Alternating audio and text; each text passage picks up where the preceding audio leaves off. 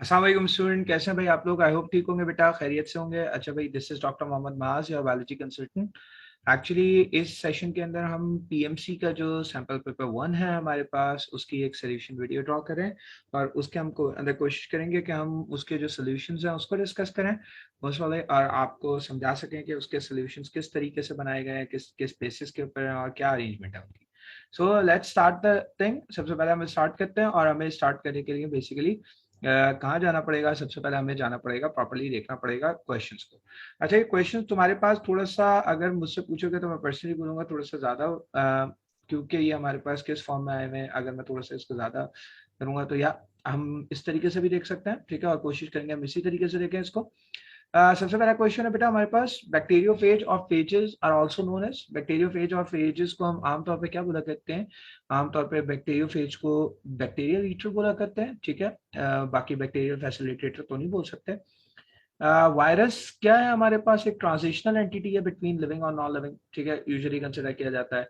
और अगर हम बात करते हैं वायरस के अलावा, जो सेकंड क्वेश्चन है उसके अंदर हम आंसर कर सकते हैं। उसके अलावा थर्ड क्वेश्चन के अंदर, virus usually occurs in two structural forms. आमतौर पे कौन सा ऐसा वायरस है तो स्ट्रक्चर फॉर्म में होता है? एक इकोसाहाइड्रल स्ट्रक्चरल फॉर्म होती है और एक हेलिकल फॉर्म होती है। इसके अंदर सही ऑप्शन हमारे पास क्या होगा? बैक्टीरियोफेज, बिल्कुल इसके अंदर सही ऑप्शन होगा। अच्छा भाई, अब हमारे पास क्वेश्चन नंबर 4 है, the long chain of HIV protein is cut down by the proteases enzyme. ये जो है हमारे पास, अगर देखें, मैंने इसको यहाँ पे छोड़ा है जानबूझ के ताकि आप लोगों को ये बात समझ में आ सके, मैं समझा सकूं। देखो, जो हमारे पास लॉन्ग चेन हुआ करती है HIV प्रोटीन्स की, यूजुअली आमतौर पे प्रोटीएजेस एंजाइम कट करते हैं, ठीक है। अब हमारे पास जब भी हम बात करते हैं, हमारे पास लॉन्ग चेन हुआ करती है किसके अंदर? HIV के अंदर। प्रॉपर्ली अगर मैं देखूं, HIV हमारे पास देखते हैं तो HIV के अंदर जो प्रोटीन होती है वो हमारे पास बेसिकली क्या हुआ करता है? हम बोला करते हैं, हमारे पास बोला करते हैं इलोंगेटेड प्रोटीन हुआ करती है, ठीक है। और उसको हमारे पास जो कट डाउन करता है वो कौन सा करता है? लाजमी सी बात है, हमारे पास कौन करेगा? हमारे पास करेंगे तो प्रोटीएजेस, ठीक है। अब ये प्रोटीएजेस हमारे पास आते कहाँ से हैं? ठीक है, ये बहुत इंपॉर्टेंट रहता है हमारे पास। जो कट डाउन किया जाता है वो कौन से प्रोटीएज कर रहे हैं, ठीक है। क्या वो इंजाइम प्रोटीएजेस जो है वो हमारे पास वायरस के अंदर अपने पास मौजूद है, या हम यूजुअली बात करें हमारे पास वो जो वायरस के अंदर है, यूजुअली हमारे पास हम बोला करते हैं वो हमारे पास किसी, अगर हम बोले तो हमारे पास किसी लिविंग ऑर्गेनिज्म के अंदर बनाया जा रहा है, ठीक है। तो हम आमतौर पर बोला करते हैं ये जो कैटालिटिक क्लीवेज हुआ करता है हमारे पास, यूजुअली हम आमतौर पे बोला करते हैं ये हमारे पास कौन करता है? प्रोटीएजेस करते हैं, और HIV प्रोटीएजेस अपना खुद ही से करता है, ठीक है। तो आपने इसमें स्पेसिफिकली याद रखना है कि HIV वायरस अपना जो है वो प्रोटीएज यूज करता है और उसके थ्रू वो कट डाउन करता है, यूजुअली आमतौर पर हम बोला करते हैं, ठीक है। तो इसको मैं यहाँ पे हाईलाइट कर देता हूँ। उसके अलावा, whenever a virus encounters an unfamiliar organism, ठीक है, आमतौर पे अनफेमिलियर ऑर्गेनिज्म के अंदर बिल्कुल हो, और उसके बाद वो जाए अंडर मल्टीपल म्यूटेशन, तो वो बेसिकली क्या करता है? Severe and novel diseases develop करता है, ठीक है। नोवेल डिजीजेस यूजुअली सीवियर होती है हमारे पास, ठीक है, आमतौर पे, क्योंकि उसके अंदर हम जनरली नहीं देख पाते, उसके अंदर बॉडी जो है वो उस तरीके से रिएक्टिव नहीं हो पाती है। तो नोवेल डिजीजेस हमारे पास होती है, नोवेल एंड सीवियर, ठीक है। जो जो आंसर्स इनकरेक्ट भी होंगे उनको भी करेक्ट कर दूंगा, और बेसिकली इस पूरी स्कीम के अंदर, और तो मैं समझाऊंगा हर आंसर क्यों है, और जो चीजें नहीं है, इंक्लूडेड नहीं है टॉपिक के अंदर, उसको बता भी दूंगा कि ये इंक्लूडेड नहीं है, ठीक है। साथ साथ हमारे पास क्या होता है? विच of the following is a trace element. Trace element में आमतौर पर हमारे पास कौन कौन से होते हैं? जो माइनर क्वांटिटी के अंदर माइनर एलिमेंट्स चाहिए होते हैं, बायो एलिमेंट्स होते हैं, वो कॉपर होता है जैसे फॉर एग्जाम्पल, ठीक है। इसी तरीके से हमारे पास अगर हम बात करते हैं कॉपरेशन ऑफ दो फोटो सिस्टम, कॉपरेट क्यों करते हैं? यूजुअली देखो, ये एमसीक्यू जो है ना, ये एमसीक्यू इंटरनेट से उठाया हुआ एमसीक्यू है, ठीक है। इंटरनेट से उठाए हुए एमसीक्यू के अंदर, इसके अंदर आंसर मार्क हुआ है रिडक्शन ऑफ NADP। आमतौर पे दोनों फोटो सिस्टम्स आपस में कोऑर्डिनेट करते हैं, और प्रोटॉन जो होता है फिर वो कीमियो ऑस्मोसिस करता है, तो ATP सिंथेसिस करता है, इस वजह से हम इसको यहाँ पे मार्क करें। FADH2 is produced in, FADH2 जो एक्चुअली प्रोड्यूस होता है वो हमारे पास किस में प्रोड्यूस होता है? वो क्रैब साइकिल के अंदर, as you guys know, produce होता है। और NADPH2 जो होता है हमारे पास फोटोसिंथेसिस में, बट रेस्पिरेशन में आमतौर पे ये बेसिकली कहाँ पे बनता है हमारे पास? ये भी क्रैब साइकिल के अंदर बनता है। खैर, हमारे पास ये NADPH2 बहुत जगह बन रहा होता है। NADPH2 इवन हमारे पास ग्लाइकोलिसिस में भी बन रहा होगा, ठीक है। NADPH2 इवन हमारे पास हम बोला करते हैं हमारे पास बन रहा होता है प्रॉपर्ली किसके अंदर?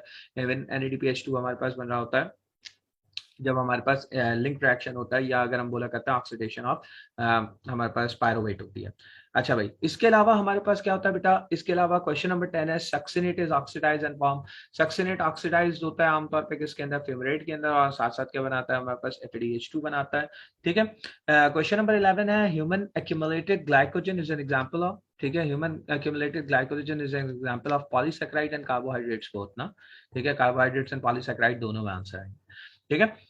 इसके अलावा हमारे पास क्या है, अक्यूट रेप्लिका ऑफ, अगर हम बात करते हैं हमारे पास हम बोला करते हैं जो अक्यूट रेप्लिका ऑफ क्रोमोसोम्स है। ठीक है, ये भी अगेन एक और इंटरनेट एमसीक्यू है। आमतौर पे हम बोला करते हैं क्योंकि इंटरनेट एमसीक्यू इन्होंने बहुत ज्यादा दिए हुए हैं और इसीलिए बहुत सारे बच्चे परेशान भी हुए हैं। अगर हम देख रहे हैं कि टेस्ट को सॉल्व करते हुए, वो इसी वजह से परेशान हुए क्योंकि उन्हें एमसीक्यू जो मिले वो सारे के सारे कहाँ से मिले, इंटरनेट एमसीक्यू मिले। ठीक है। सो इंटरनेट एमसीक्यूज का होता ही है कि हमारे पास आमतौर पे हम बोला करते हैं इंटरनेट एमसीक्यू बोल दिया, कहानी खत्म हो गई, और हम यूजुअली हम बोला करते हैं कि ठीक है ये हमारे पास हो गया। लेकिन अक्यूट रेप्लिका अगर हम देखें तो हमारे पास क्या हुआ करता है, acute replica of chromosome specifically, ये बात यहाँ है।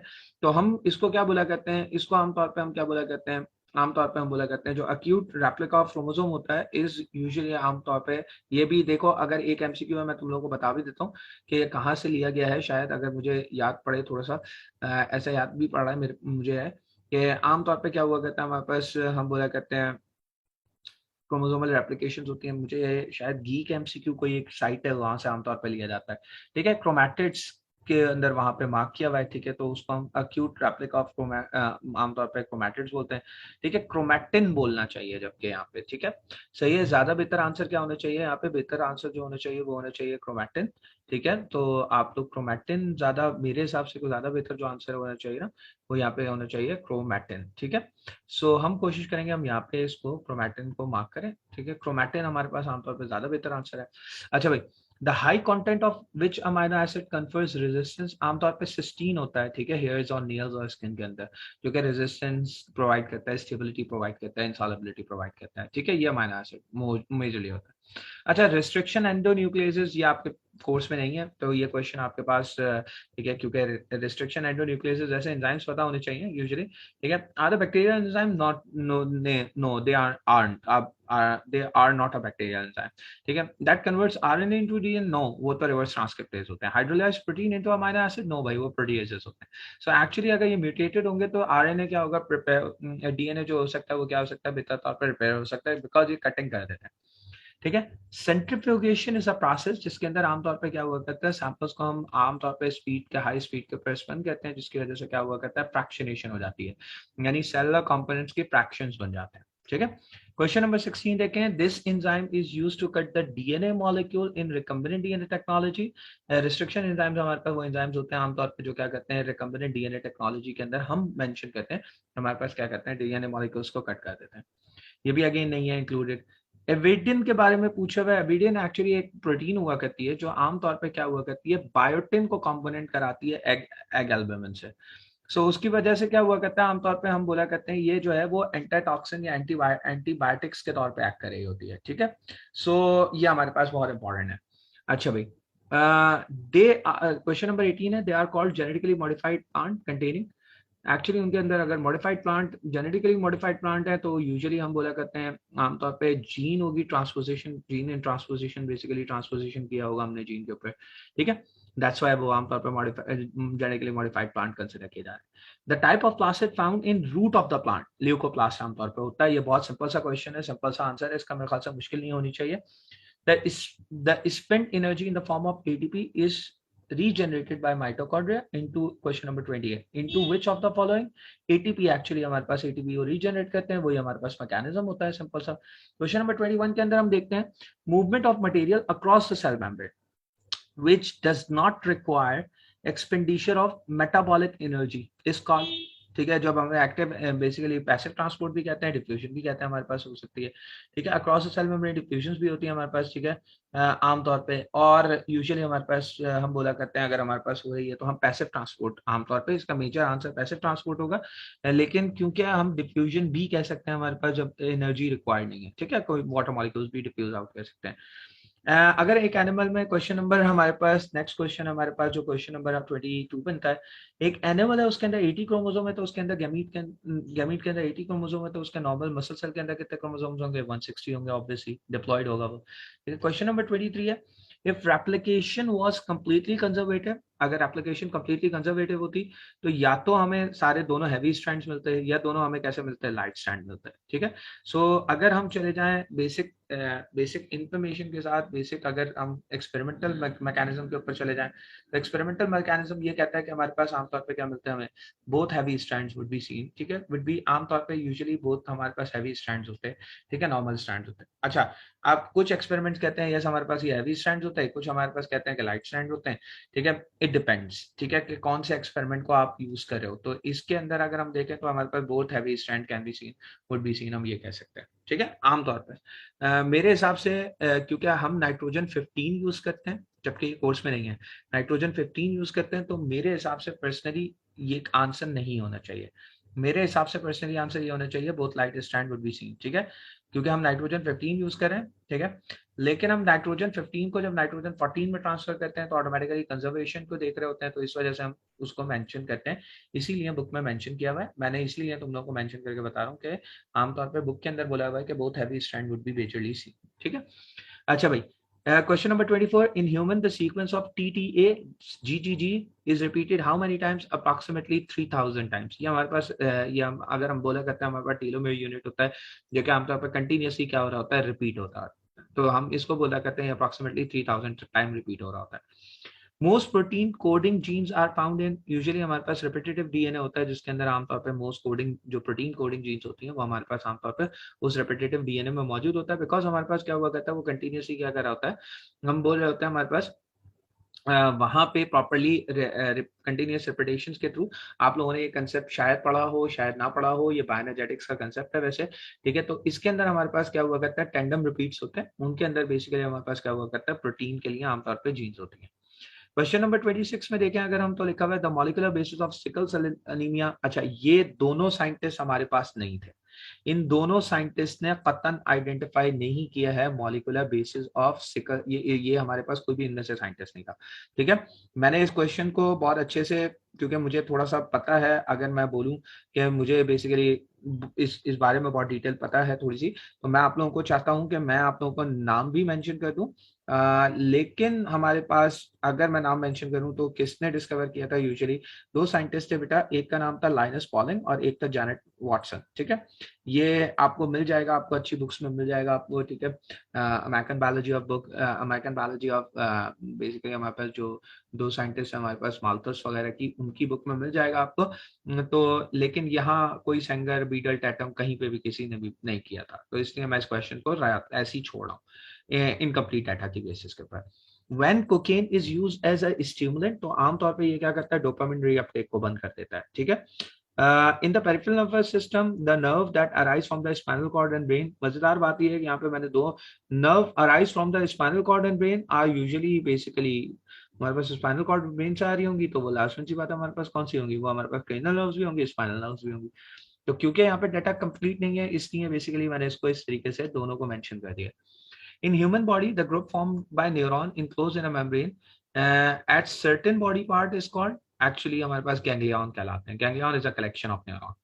ठीक है, उसके बाद क्वेश्चन नंबर 30 है द पी शेप, जो हमारे पास ग्लैंड होता है आमतौर पर हाइपोथैलेमस के आगे, वो हमारे पास कौन सा होता है? पिट्यूटरी ग्लैंड होता है। इसका ऑप्शन है हमारे पास। ठीक है, आयोडोप्सिन, रोडोप्सिन, ये ग्लैंड नहीं होते हैं बेटा, पिट्यूटरी ग्लैंड होता है।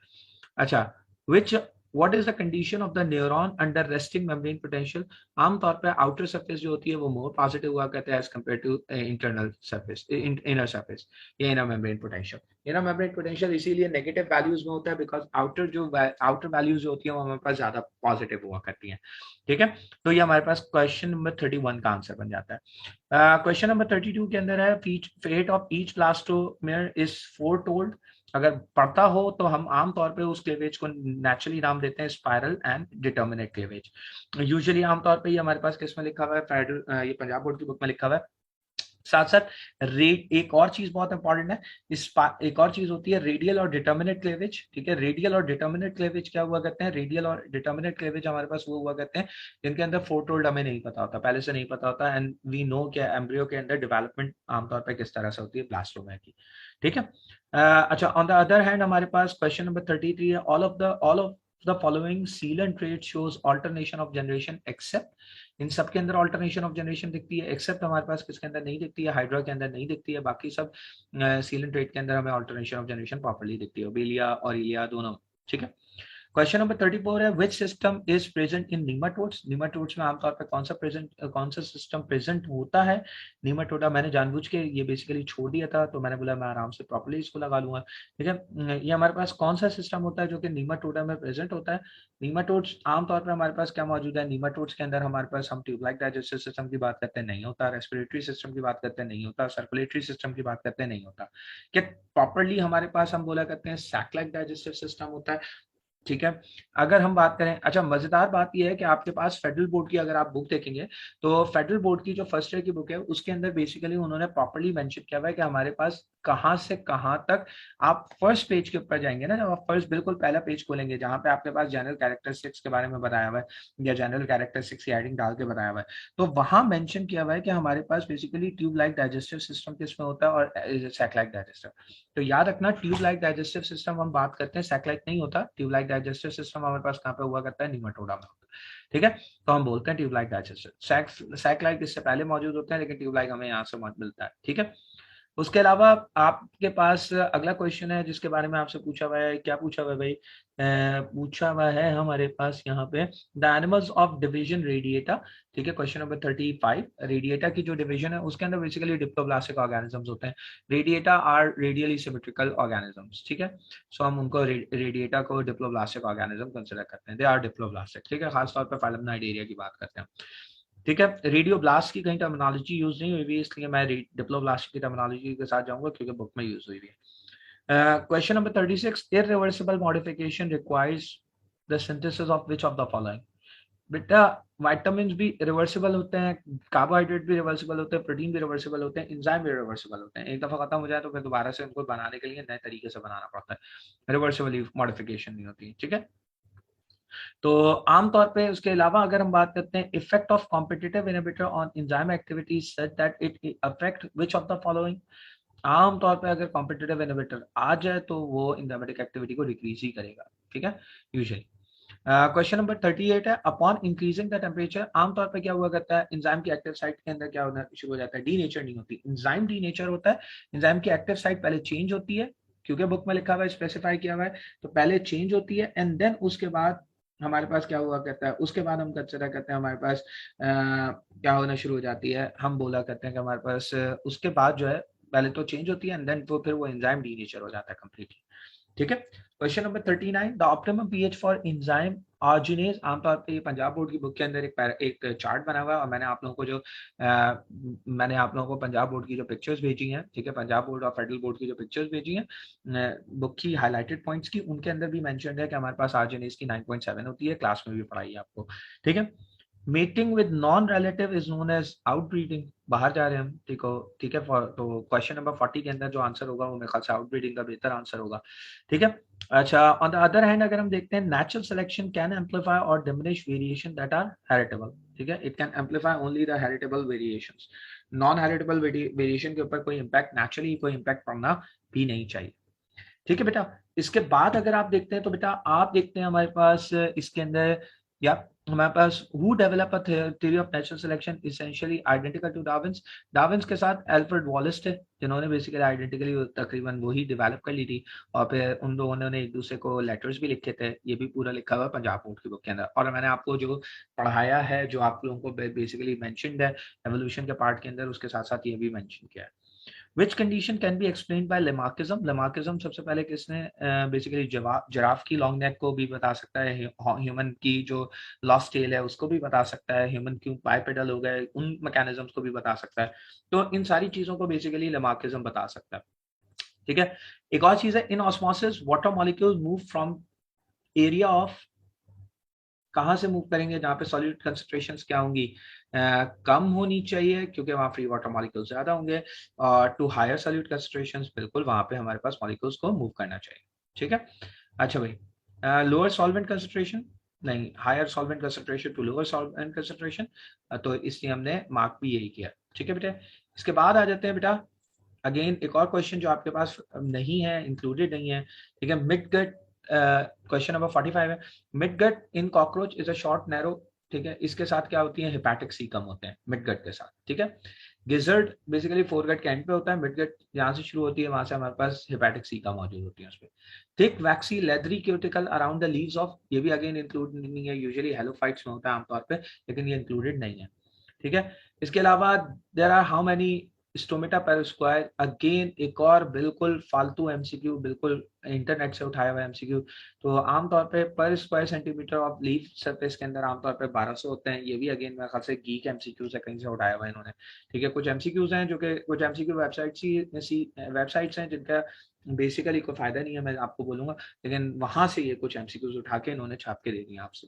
ठीक है, question number 48, the maximum amount of oxygen which normal human blood absorbs and carries at the level of sea levels के ऊपर आमतौर पे 20 मिलीलीटर पर 100 ml हमारे पास क्या हुआ करता है, कंसंट्रेशंस आमतौर पर ऑक्सीजन की मौजूद होती है। ठीक है, उसके अलावा अगर हम देखते हैं question number 49, who coined the term animalcules. ठीक है, एनिमल क्यूज किसने, बैक्टीरिया और प्रोटोजोन्स के लिए, ये एंटोनी वैन लुइनविक थे, इनका नाम था एंटोनी वैन लुइनविक, इन्होंने डिस्कवर किया था।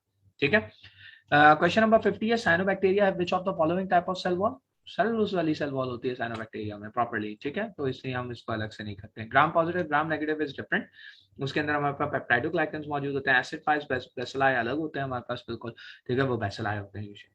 The process of recombination in the prokaryote take place in which of the following, transformation में भी होता है, ट्रांसडक्शन में भी होता है, कॉन्जुगेशन में भी होता है, तो आंसर मैंने मार्क किया हुआ है ऑल ऑफ दीज। ठीक है, इसी के साथ साथ बेटा अगेन ये भी इंक्लूडेड नहीं है इन एसेक्सुअल रिप्रोडक्शन, 51 है question number 51 52, in asexual reproduction offspring are produced by which of the following, asexual reproduction में माइटोसिस के थ्रू होते हैं। ठीक है, 53 question number 53, fetus is in human embryo from beginning, fetus actually हमारे पास मार्क करते हैं 11 वीक ऑफ गेस्टेशन से। ठीक है, वीक ऑफ गेस्टेशन को हमेशा गेस्टेशन को हमेशा वीक में काउंट करते हैं, तो अप्रॉक्सीमेटली 11 वीक जो होता है वो हमारे पास थर्ड मंथ के स्टार्ट से आता है, तो थर्ड मंथ से हम यहाँ पे लिखेंगे, मेंशन करेंगे।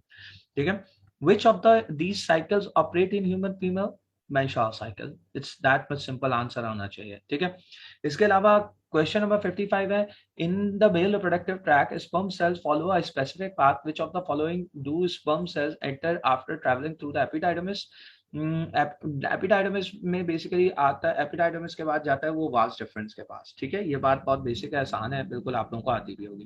Question number 56, which structure mark the separation between the two sarcomere, Z line between the two sarcomeres मौजूद होती है हमारे पास, आप लोगों ने पढ़ा हुआ है। Question number 57, which of the following is uninucleated cell, smooth muscle cells हमारे पास यूनिन्यूक्लिएटेड होते हैं, कार्डियक मसल सेल्स यूनिन्यूक्लिएटेड भी होते हैं, बायन्यूक्लिएटेड भी होते हैं। ठीक है, why skeletal muscles are called striated muscles, because उनके अंदर alternate dark and light bands होते हैं और आमतौर पे वो माइक्रोस्कोप से देख सकते हैं। बिल्कुल बच्चों वाला क्वेश्चन आया तक से आराम से सॉल्व कर सकते हो। ठीक है, क्वेश्चन नंबर 59 हमारे पास है, smallest contractile unit of muscle contraction called sarcomere is the area between the two Z line, again same हमारे पास उसी तरह का क्वेश्चन है। ठीक है, उसके अलावा ये है कि एक और क्वेश्चन हमारे पास ये हुआ है, बहुत जबरदस्त है, the alternative form of same gene is called which of the following, allele। ठीक है, allele is alternative form of gene। ठीक है, इसके अलावा हमारे पास एक और क्वेश्चन है 61 बनेगा ये हमारे पास, homozygous chromosome include which of the following, homozygous chromosomes के अंदर हमारे पास क्या होगा, मतलब include which of the following, किस चीज को हम इंक्लूड करेंगे, डिप्लॉइड से होमोजाइगस क्रोमोसोम्स होते हैं, होमोजाइगस होमोजाइगस क्रोमोसोम्स हमारे पास। अच्छा, एक अजीब सा ये क्वेश्चन मेरे हिसाब से बहुत ही अजीब सा है, इसलिए मैंने इसको थोड़ी सी इसीलिए मैंने इसको हाईलाइट नहीं किया था कि होमोजाइगस क्रोमोसोम्स, यार होमोजाइगस क्रोमोसोम की अगर मैं बात करूं ना, तो homozygous chromosome include which of the following, क्या डिप्लॉइड सेल्स को इंक्लूड कर सकता है, होमोजाइगस क्रोमोसोम, होमोलोगस क्रोमोसोम हो सकता था शायद, तो डिप्लॉइड सेल हो सकते थे। ठीक है, पॉलीप्लॉइड सेल्स के अंदर होमोलोगस होते हैं, होमोलोगस की बहुत सारी अनोमली डेवलप हो जाती है। ठीक है, मेरे ख्याल से शायद होमोलोगस क्रोमोसोम इन्होंने पूछा होगा, तो उसके अंदर आंसर डिप्लॉइड सेल होगा मेरे ख्याल से, बट फिर भी मैं इसको इसीलिए मेंशन करके बता देता हूँ आप लोगों को कि क्या कहानी है। इसके अलावा क्वेश्चन नंबर 63 है, इसमें हमसे पूछ रहे हैं the phenomena in which the effect of one allele is in heterozygous genotype completely mask the effect of other is called. आमतौर पे एक अलील दूसरी अलील को इफेक्ट को खत्म कर दे तो इसको हम बेसिकली कहा करते हैं हमारे पास कंप्लीट डोमिनेंस। ठीक है, इनकम्प्लीट डोमिनेंस बहुत सारे बच्चे सोच रहे होंगे, इनकम्प्लीट डोमिनेंस के अंदर मिक्सिंग ऑफ कैरेक्टर होता है। ठीक है, मास्किंग नहीं होता। मास्किंग नहीं होता, मास्क तो होता है लेकिन वो दोनों एक दूसरे के इफेक्ट को मास्क करते हैं और ऑटोमेटिकली क्या हो जाता है, मिक्सिंग की वजह से हमारे पास एक न्यू कैरेक्टर डेवलप हो जाता है। ठीक है, ये कंप्लीट डोमिनेंस का लॉ भी प्रेजेंट किया था मेंडल ने, तो ये इनका फर्स्ट लॉ था। अच्छा, 64 आता है हमारे पास question number 64। According to the law of independent assortment what is the possible number of combination of that chromosome that can assort independently in the gamete.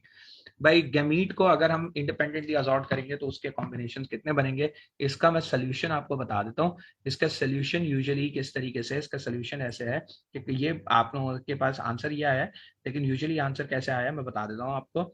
ये आंसर आया है, इन्होंने बोला कि हमारे पास क्या है, हमारे पास कॉम्बिनेशन कितने बन सकते हैं, 2 कॉम्बिनेशन बन सकते हैं। कितने क्रोमोसोम है, 23 क्रोमोसोम है, तो इन्होंने 2 की पावर 23 ले ली। 2 की पावर 23 ले लेंगे तो ऑटोमेटिकली हमारे पास आंसर आ जाएगा ये वाला। ठीक है, तो अगर इस तरह से पूछ लें, कोई स्पेसिफिक नंबर ऑफ क्रोमोसोम्स दे रहे हैं और पूछ लें उनके गैमीट के अंदर हमारे पास, या अगर हमारे पास नॉर्मल सेल पूछ लेते, गैमीट नहीं देते, तो हम क्या कर रहे होते, 2 की पावर को 46 अप्लाई कर रहे होते हैं। ठीक है, इसी तरीके से हमारे पास अगर कुछ और मैकेनिज्म दे देते तो हम बेसिकली, अगर फॉर एग्जांपल कोई और नंबर ऑफ सेल दे देते, नंबर ऑफ क्रोमोसोम दे देते, तो हम 2 की पावर को हम अप्लाई करेंगे। ये याद रखना है आपने। ठीक है, अच्छा भाई, इसके अलावा अगर हम देखते हैं, अगेन इंटरनेट क्वेश्चन है। ठीक है, इसके अलावा देखते हैं विच of the following statement about plant is incorrect. Again बिल्कुल अलग, बाहर से आ गया है क्वेश्चन, ही अलग है। यूकैरियोट्स होते हैं, मल्टीसेलुलर होते हैं, यस। नॉन मोटाइल ऑर्गेनिजम्स होते हैं, यस। हेटेरोट्रॉफ्स होते हैं, यस। बहुत सारे प्लांट्स हेटेरोट्रॉफ्स होते हैं। ठीक है, इन्होंने पता नहीं क्यों इसको काउंट नहीं किया। ठीक है, खैर इसका ये आंसर यहाँ पे मार्क है। अच्छा, इसके अलावा अगर हम बात करते हैं, हमारे पास the space between the over top dichotomous, basically हमारे पास ब्रांचेस होती हैं आपस में, मेसोफिल्स के अंदर यूजुअली दोनों आपस में कनेक्टेड होती हैं, पैरेंकाइमल सेल्स थे, जिनकी वजह से हम बोला करते हैं कि डेवलप्ड हो जाती हैं। लेकिन again out of the context question है, याद करने की जरूरत नहीं है। विच इज द स्ट्रक्चर, अच्छा, what is the name of the structure that leaves attach to the leaf of the leaf to the stem, मतलब लीफ को स्टेम से अटैच करने वाले जो स्ट्रक्चर होगा लीफ का, वो क्या कहलाता है, पेटियोल। ठीक है, बट याद रखने की जरूरत अगेन नहीं है क्योंकि out of the context, out of the syllabus question. Those fungi which can grow on living hosts and cannot be grown on, you know, living host पे हो सकती हैं लेकिन डिफाइंड कल्चर मीडियम के अंदर ग्रो नहीं कर सकती, तो वो they are obligate parasitic fungi, वो कंप्लीटली पैरासिटिक फंजाई है हमारे पास। ठीक है, brown algae are known as which of the following. आमतौर पे इनको हम हम बोला करते हैं फाइयोफाइटा या फाइयोफाइटा बोला करते हैं यूजुअली हमारे पास। One of the most important thing ये आप याद रखोगे, ये क्वेश्चन नंबर 69 है, बट इसके अंदर ये भी again out of the context question है। Of the following which one is the not the characteristic of green algae? Green algae के अंदर आमतौर पे some of green algae doesn't contain cell wall with cellulose. All of the green algae contain cell wall of cellulose. बाकी they are generally accepted as yes, green plants के अंदर basically उनके ancestors भी हैं, और हमारे पास क्लोरेला जो है वो non motile unicellular non motile green algae. तो ये हमारे पास बेसिक, अगर हम बात करते हैं बेसिक मैकेनिज्म है, और आई होप आपको समझ में आए होंगे, आई होप आपको क्लियर होंगे। ठीक है, कुछ क्वेश्चंस इसमें से बहुत ज्यादा आउट ऑफ द टॉपिक है जो कि आपके पास पीएमसी में डिस्कस नहीं किए हैं, लेकिन मैंने फिर भी आपको सबके आंसर बता दिए ताकि आप लोग अच्छे से समझ सको और आपको रिकॉल हो जाए ये क्वेश्चन। खुदा ना खास्ता ये क्वेश्चन अगर आ जाते हैं तो आप वहाँ पे बैठ के परेशान। थैंक यू सो मच, यहाँ तक यहीं तक रखते हैं इस वीडियो को। नेक्स्ट पार्ट के अंदर हम इंशाल्लाह नेक्स्ट वीडियो के साथ, नेक्स्ट पेपर के साथ आएंगे, उसको डिस्कस करेंगे और फिर इंशाल्लाह तीनों पेपर्स को कवर कर लेंगे हमारे पास। जब तक अपना ख्याल रखिएगा आप लोग, अल्लाह हाफिज़।